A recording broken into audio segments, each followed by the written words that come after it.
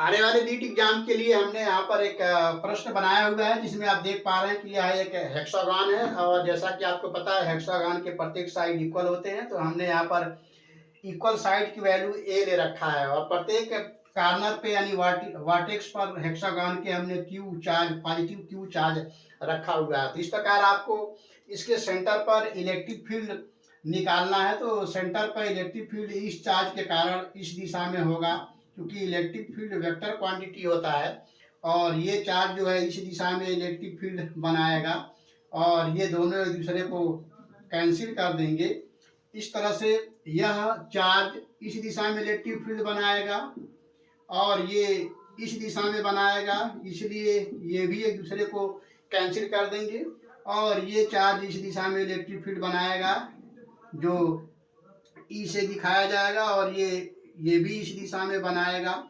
इसलिए सारे चार्जेज जो डायगोनली रखे गए हैं अपोजिट डायरेक्शन में इलेक्ट्रिक फील्ड बनाएंगे और सारे एक दूसरे को कैंसिल कर देंगे।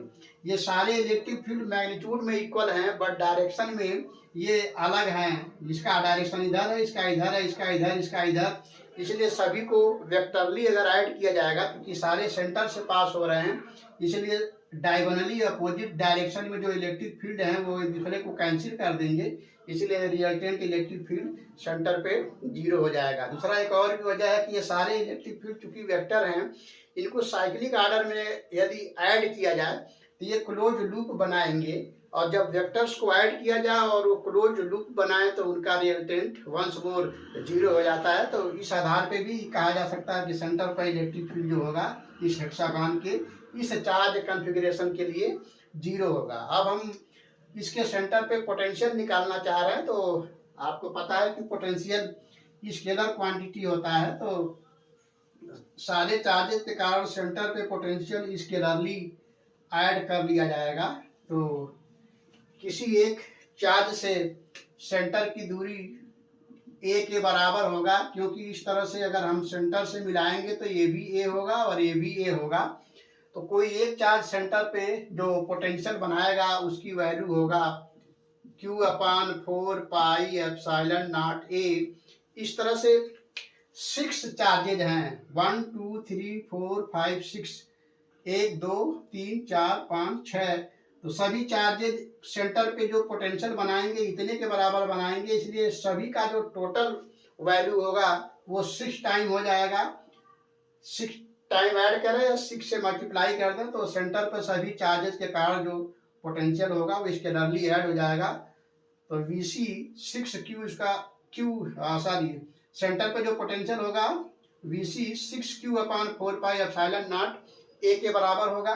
अब हम इस सिस्टम का पोटेंशियल एनर्जी निकालना चाहते हैं। तो जैसा कि आपको पता है, सिस्टम जो है मिनिमम 2 या 2 से अधिक चार्जेज या पार्टिकल्स या जो भी कहिए उससे, बॉडी जो भी कहिए उससे बनता है। तो सिस्टम में कम से कम 2 बॉडी, 2 पार्टिकल या 2 चार्ज होना चाहिए। यहाँ पर 6 चार्ज है, 1 2 3 4 5 6 चार्जेज हैं। तो इससे एक सिस्टम बना, और इस सिस्टम में पोटेंशियल एनर्जी टोटल सिस्टम का क्या होगा वो हमको निकालना है। तो पोटेंशियल एनर्जी निकालने के लिए हमें मैक्सिमम नंबर ऑफ पेयर निकालने होते हैं। तो यहाँ पर आप देखिए साइड के अलॉन्ग 1 पेयर, 2 3 4 5 6 पेयर। तो साइड के अलॉन्ग जो चार्जेज रखे गए हैं उनके कारण potential energy 6Q/4 pi epsilon not a होगा, क्योंकि ये डिस्टेंस ए के बराबर है। अब अगर आप डायगोनली इनको देखेंगे तो एक पेयर ये बना, ये भी ए है, तो पूरा डिस्टेंस इस चार्ज और इस चार्ज के कारण 2a हो गया।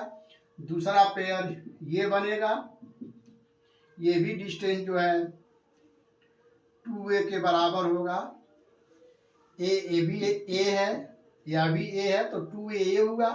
तो एक पेयर 2a डिस्टेंस पर, सेकंड पेयर 2a डिस्टेंस पर, और थर्ड पेयर ये बनेगा, ये भी a होगा। तो ये डिस्टेंस 2a के बराबर होगा। इस प्रकार 3 पेयर बन रहे हैं, 1 2 और 3 पेयर 2a डिस्टेंस पर। तो इन पेयर्स के कारण जो पोटेंशियल एनर्जी होगा 3Q/4 pi epsilon not 2a के बराबर होगा।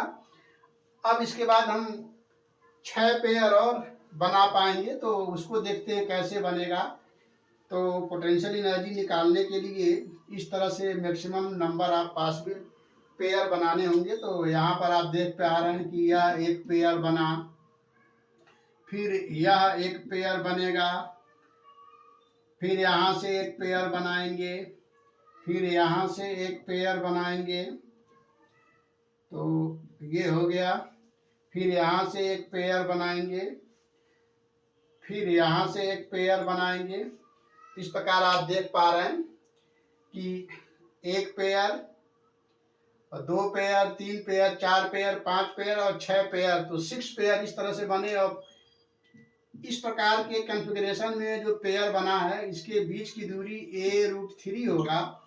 इस तरह से 6 पेयर और बने जिनके कारण पोटेंशियल एनर्जी 6q²/4πε0 a√3 होगा।